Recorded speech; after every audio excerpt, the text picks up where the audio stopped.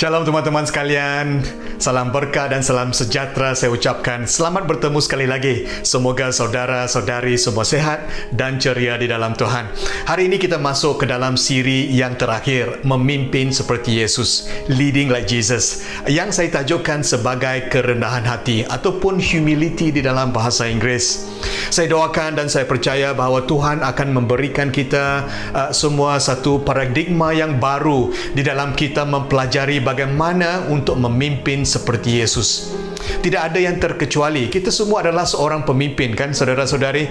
We will be leading someone one way or another. Nah, saudara-saudari, Yesus adalah contoh kita yang paling sempurna di dalam kita menjadi seorang yang rendah hati. Filipi 2 ayat 5-7. Hendaklah ada dalam dirimu pemikiran yang ada dalam Kristus Yesus. Dia yang sekalipun dalam bentuk Allah tidak menganggap kesetaraan dengan Allah sesuatu yang harus dipertahankan, tetapi dia telah mengenepikan martabat dirinya, mengambil bentuk seorang hamba dan datang dengan rupa manusia. Wow, inilah teladan yang telah diberikan kepada kita oleh Yesus. Apabila dia datang ke dunia dan tidak mempertahankan martabat dirinya, apabila dia menjadi hamba, dan apabila dia mengorbankan nyawanya di atas salib untuk keselamatan kita semua, kan saudara-saudari?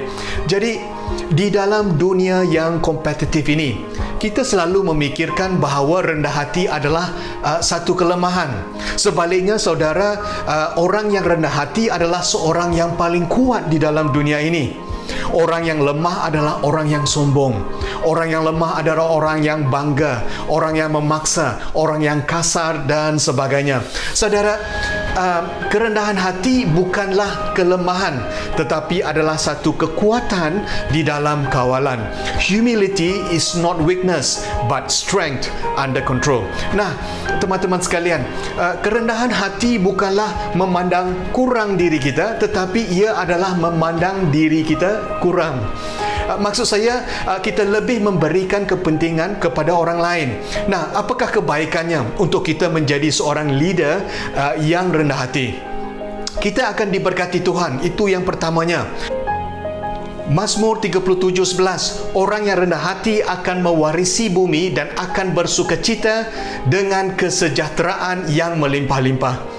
Ini adalah opposite, bertentangan dengan nilai-nilai yang dipromosikan dunia.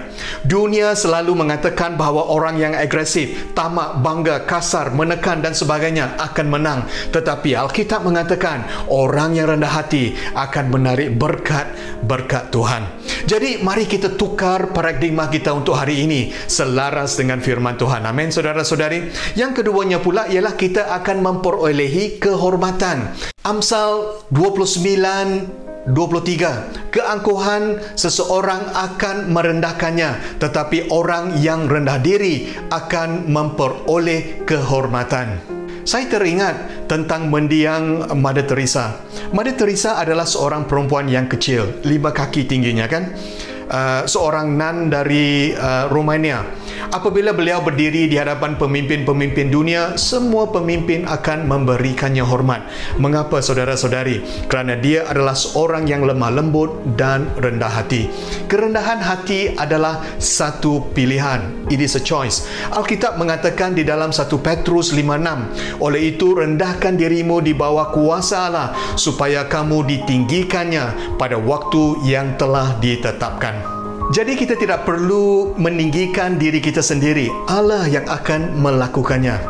Jikalau kita meninggikan diri kita, kita akan direndahkan. Tetapi jikalau Allah yang meninggikan kita, tidak ada orang yang boleh merendahkan diri kita. Jikalau kita mahu belajar sikap rendah hati, saudara-saudari, saya cadangkan supaya kita melibatkan diri di dalam membantu mereka-mereka yang tertindas dan memerlukan bantuan. Seperti Mother Teresa. Lebih kita membantu mereka yang benar-benar memerlukan, kita akan belajar humility ataupun kerendahan hati. Dan yang ketiganya, kita akan menjadi pemimpin yang baik seperti Yesus. Harvard Business School ada pernah mengatakan bahawa the best leaders are humble leaders, iaitu pemimpin yang terbaik adalah pemimpin yang rendah hati. Jikalau kita mahu belajar menjadi pemimpin yang baik, kita harus mempunyai sikap lemah lembut dan rendah hati. Pemimpin teragung Yesus adalah seorang yang lemah lembut dan rendah hati. Matius 11:29. Ambillah kop daripadaku dan terimalah ajaranku, kerana aku ini lemah lembut dan rendah hati, maka jiwamu akan tenang. Wow, saudara-saudari, Yesus mengatakan bahawa dia adalah lemah lembut dan rendah hati. Musa, seorang pemimpin yang digunakan Tuhan, adalah seorang yang lemah lembut dan rendah hati. Abraham Lincoln, bekas Presiden Amerika Syarikat, adalah seorang yang lemah lembut dan rendah hati. Martin Luther King, seorang pemimpin Civil Rights Movement ataupun gerakan hak sivil yang menentang penindasan warna kulit, adalah seorang yang lemah lembut dan rendah hati. Gandhi pula, seorang lawyer yang berjaya membebaskan India daripada penjajahan British, adalah seorang yang lemah lembut dan rendah hati. Jadi saudara-saudari, kita telah pelajari hari ini siri yang terakhir, iaitu kerendahan hati ataupun humility. Walaupun dunia mengajar kita untuk menjadi agresif, tamak dan menekan, tetapi Yesus mengatakan kelemah lembutan dan kerendahan hati adalah karakter yang harus kita kejar, kerana ini adalah kunci untuk kita diberkati. Tuhan kita, pencipta kita, Dia tahu yang terbaik untuk kita. Dialah Tuhan yang baik. Amin, saudara-saudari. Mari kita berdoa. Tuhan, terima kasih atas firman-Mu hari ini. Kami mempelajari tentang kerendahan hati. Kami berdoa campur tangan Tuhan untuk mengajar kami sikap rendah hati, supaya kami akan diberkati Tuhan, supaya kami akan memperoleh kehormatan, supaya kami akan menjadi pemimpin seperti Yesus. Terima kasih Tuhan. Hari ini kami minta campur tangan Tuhan dalam kehidupan kami dan ajar kami kerendahan hati. Di dalam nama Yesus Kristus kami berdoa. Amin. Amin. Amin. Amin. Amin.